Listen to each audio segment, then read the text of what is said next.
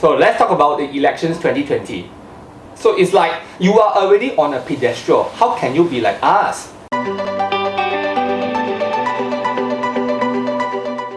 Hello Channel NITT viewers, I am DS and welcome to Channel NITT. If this is your first time on our channel, welcome. We are a psychology channel based in Singapore and we produce videos on parenting, psychological principles and personality. We also produce videos that are uniquely Singapore, such as the one that you are seeing today.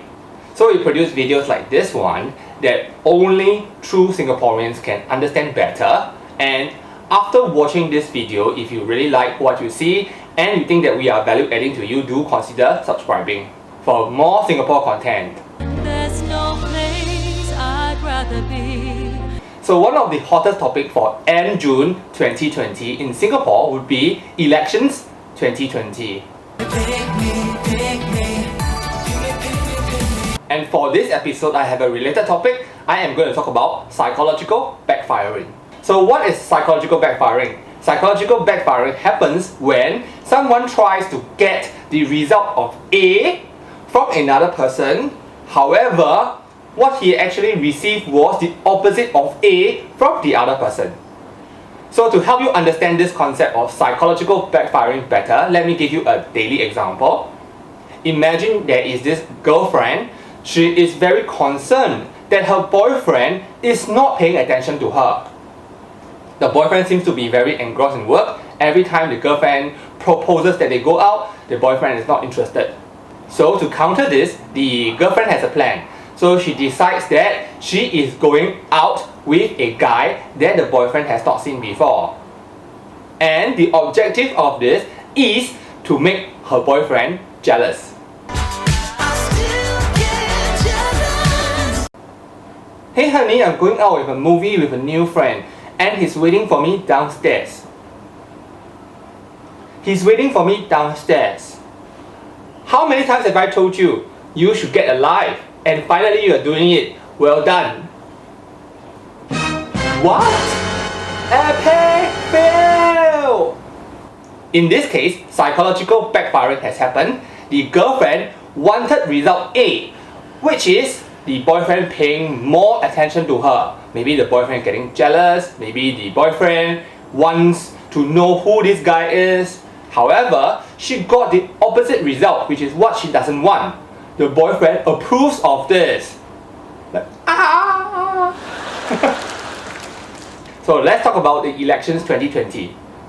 So on 24th of June 2020, PAP introduced to Singaporeans on TV a new wave of their new blood.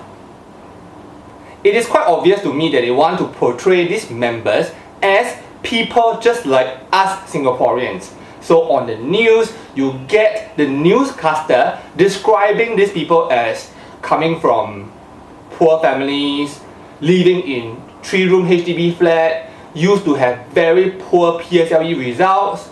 For me, after watching the news, where I see PAP introducing their new members in the party, I was mildly disgusted. Why? Because all these different members, they are very decent people. You can choose to say so many things about them. But however, the message sent across was, these people are just like us. These people came from very humble backgrounds. I can understand from the PAP's point of view that they are now trying to portray this image that they are very close to these Singaporeans, which is a good thing. However, you are overdoing it. It seems too deliberate. Every of these party members, all the message sent is the same. And in a way, I feel that I have been manipulated to think the way that PAP wants me to think. And that is an unpleasant feeling, right? And of course, this will also make the new wave of candidates very unrelatable. So it's like you are already on a pedestal. How can you be like us? The message is too forced. So in this case, definitely psychological backfiring for me. I'm not too sure about the rest of the Singaporeans because every Singaporean definitely has their own point of view.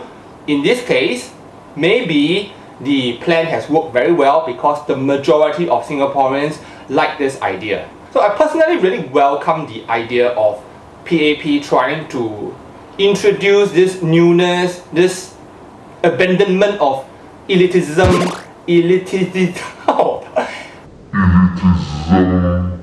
So I really welcome the idea of PAP, abandoning elitism, and in doing so, trying to reduce the social distance between Singaporeans and the PAP party members. I mean, of course you can sell this idea, but you are just selling too hard. It would have worked better for me if you had made a very good balance. So what really happened was equivalent to the girlfriend telling the boyfriend, "Hey, someone is waiting for me downstairs already, huh? He's waiting for me downstairs leh. I'm going down already, huh?" She keeps repeating and repeating and repeating. And he's waiting for me downstairs. He's waiting for me downstairs.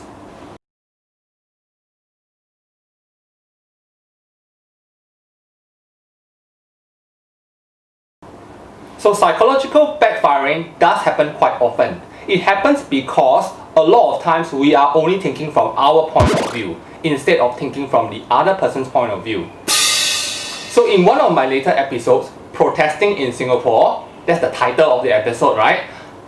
Okay. I described a case of this contestant in Project Superstar in 2009, Huang Shiyu. He was interviewed by a magazine trying to ask him of how he's coping between studies and the contest. He explained that he is coping very well and he even managed to get onto the dean's list. There is definitely psychological backfiring over here. So the intention of this contestant is to portray the image that he is a good student, he is able to balance things very well. So he hopes that this could make him more likable. But conversely, the reverse happened.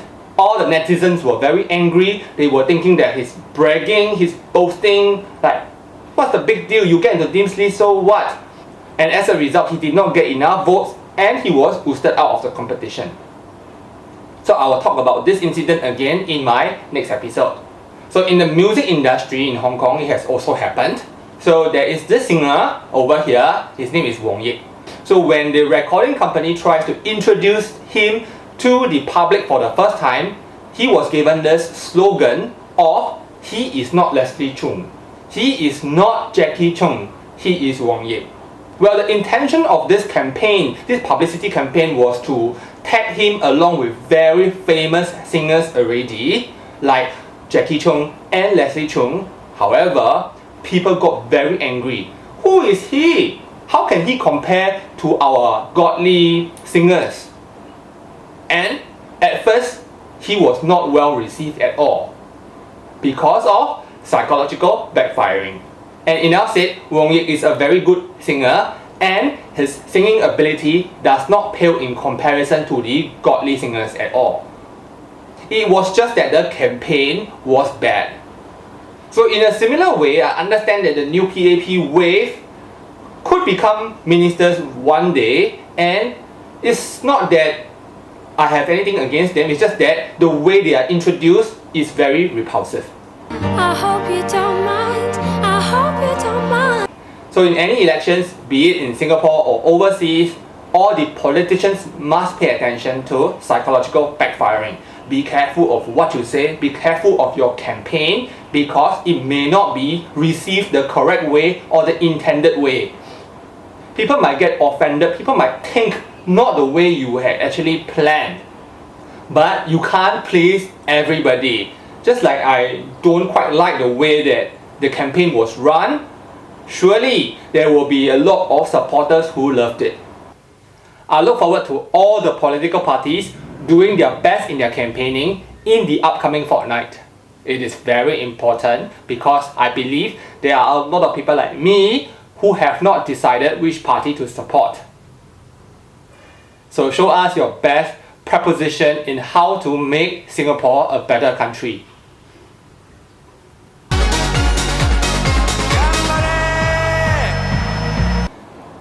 So if you enjoyed this episode, do consider subscribing if you have not subscribed. And we have a lot more videos like this coming up. And I'll see you again in my next episode. Goodbye!